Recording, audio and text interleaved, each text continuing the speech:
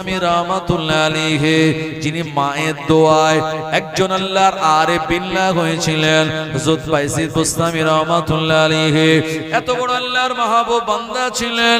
আমার আল্লাহ রাব্বুল আলামিন ও জামানার একজন কুতুব করেছিলেন, তানাকে আরিফ বিল্লাহ আমার আল্লাহ বানিয়েছিলেন।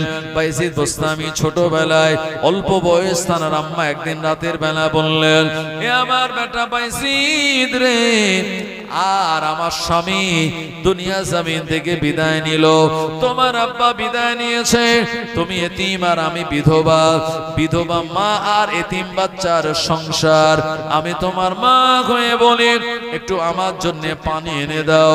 বাইজিদ বুস্তামির আম্মা এ কথা নির্দেশ দিয়েছেন। পানি কাছাকাছি পাওয়া যেত না, ও জামানায় অনেক দূরে কুয়ায় পানি পাওয়া যেত। আল্লাহর ওলি বাইজিদ বুস্তামি রাহমাতুল্লাহ আলাইহি